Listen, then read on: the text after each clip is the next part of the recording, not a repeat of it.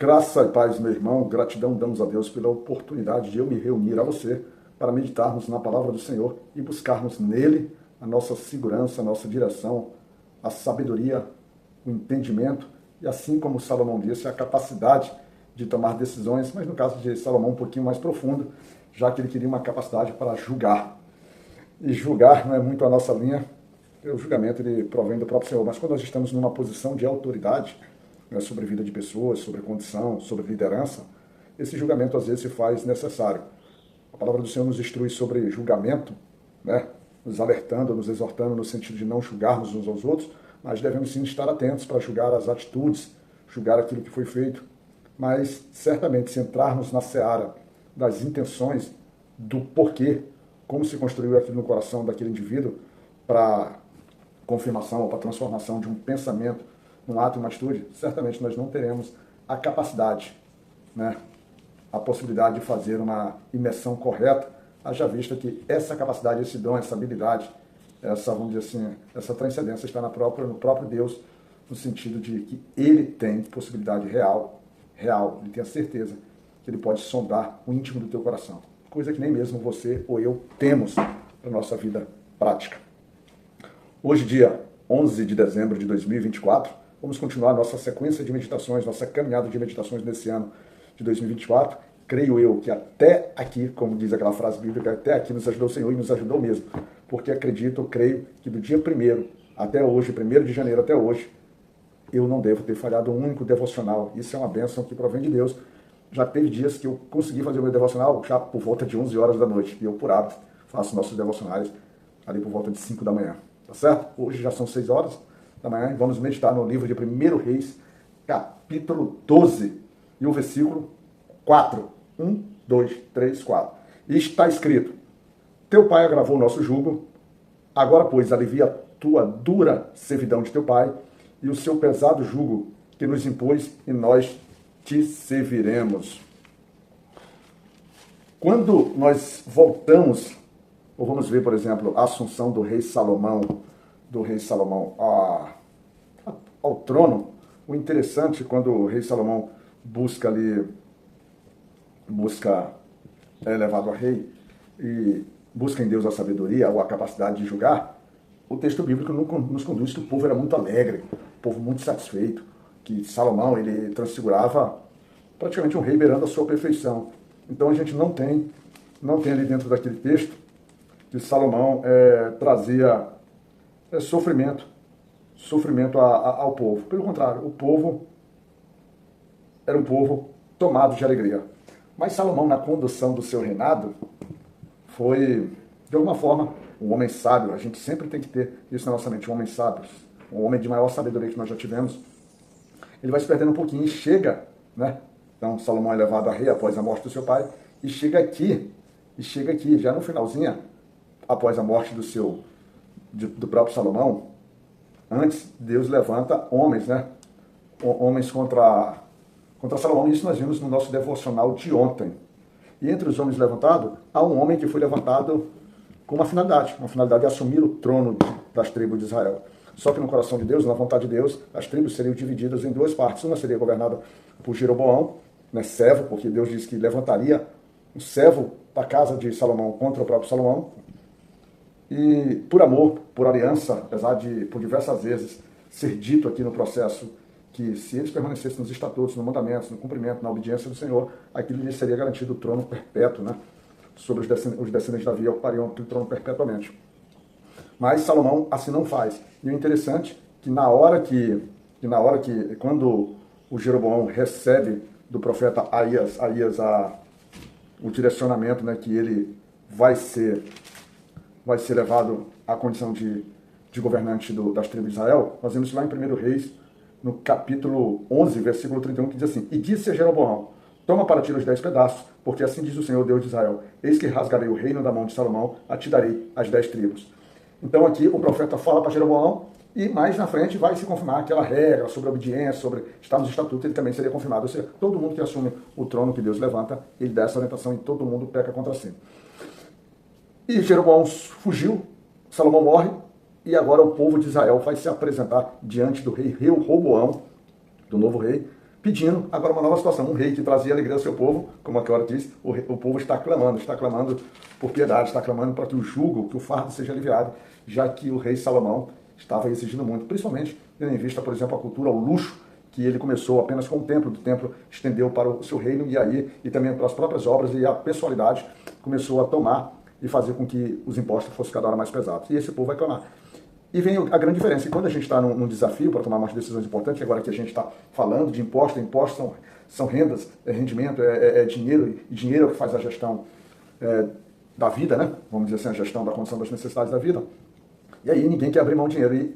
E Roboão, no primeiro momento, acho que sentiu a dificuldade, que o assunto era espinhoso, e resolve fazer um processo natural, tem uma boa decisão, é inteligente e vai buscar os conselhos e começa se aconselhando aos homens, se aconselhava ao seu pai, o antigo rei Salomão.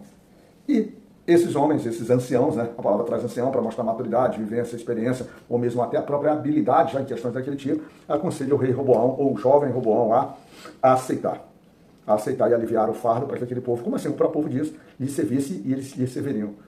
Mas, de alguma forma, o coração, de alguma forma não, porque a palavra do Senhor diz que já garantiu que o reino seria dividido. Roboão vai buscar o conselho em outras pessoas que lhe mostrassem mais aprazível, e assim o faz, ou seja, faz com pessoas iguais a ele, pessoas que foram criadas com ele, jovens também, jovens criados no seu mundo, na sua, vamos dizer assim, no seu ambiente ali. E esses jovens, insensatos, né, passam os conselhos a Salomão, mandando, dizendo, e o conselho interessante que Salomão não, que Roboão toma como se é o conselho que ele vai e transmite para o povo, ou seja, o povo vai buscar súplica, vai buscar apoio, vai buscar socorro e ele recebe aquilo que está escrito lá no versículo 14, diz assim, ele falou conforme o conselho do jovem, dizendo, meu pai agravou o vosso jugo, porém eu ainda aumentarei o vosso jugo. Meu pai vos castigou com açoites, porém eu vos castigarei com escorpiões. Aí, meu irmão, aí o negócio agora desbandou de vez. Um povo que havia buscado súplica encontra mais sofrimento, mais pesados impostos, mais dor, mais agonia, e não há outra coisa. E aí cria-se a dissensão no povo de Israel. E nessa criação da dissensão do povo de Israel, o povo de Israel levanta Jeroboão, que ele já tinha uma afinidade, que é o homem dado pelo próprio Deus, para reinar sobre si. E quando Roboão tenta retomar ali o controle da situação, que ele manda o seu oficial, que é do tributo, que é o Adorão, né? Adonirão, enviou o Adorão, ou acho que algumas versões bíblicas tratam como Adonirão, o Adorão, o povo mata, vamos dizer assim, ratificando, demonstrando que a partir dali, realmente aquelas 10 tribos se dividem. Ou seja, uma casa que acaba se dividindo, porque é uma casa que não há piedade, que não há misericórdia, que não há sensatez. E principalmente porque se busca conselhos que elevam a vaidade e não tem sobre o nosso próximo uma misericórdia. Isso nos deixa uma lição muito, muito clara, muito importante, que nos nossos relacionamentos a gente precisa estar atento, precisa perceber e se colocar, inclusive, na posição daqueles que são, às vezes, que são responsáveis por manter, vamos dizer assim, certas coisas funcionando. Às vezes é preciso você aliviar a atenção sobre ele para que as coisas funcionem. E foi uma situação que o Roboão não teve. Então a divisão é feita. E aí vem o grande problema de tudo isso. A divisão é feita, Jeroboão começa a coisa, e Jeroboão já veja como é, como todos nós somos, começa não agora a lembrar do que o Senhor falou, da confirmação como se daria. E ele, preocupado, como o povo das tribos de Israel, eles têm a sua questão religiosa e precisam, e têm na sua lei, na sua essência, eles precisavam praticar sacrifício, e sacrifício estava lá em Judá, em Jerusalém.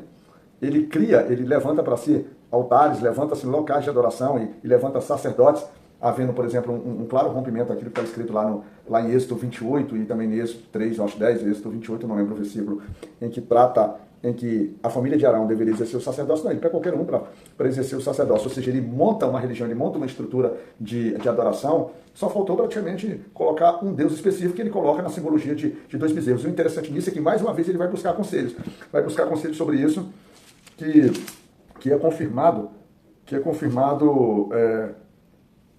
lá no versículo 28, que diz assim, pelo que o rei tomou conselho e fez 2 bezerros de ouro, ele lhe disse, muito trabalho vos será ao subir a Jerusalém. Veis aqui teus deuses, ó Israel, que te fizeram subir da terra do Egito. Ou seja, mais um conselho que leva, agora não só ele próprio, a prática da idolatria, mas o próprio povo, ou seja, agora Jeroboão, que foi levantado para ser rei e reinar, talvez até perpetualmente, se ele seguisse as coisas do Senhor, mais uma vez ele também se levanta, e logo no comecinho ele já mostra que claramente não vai andar no caminho do Senhor.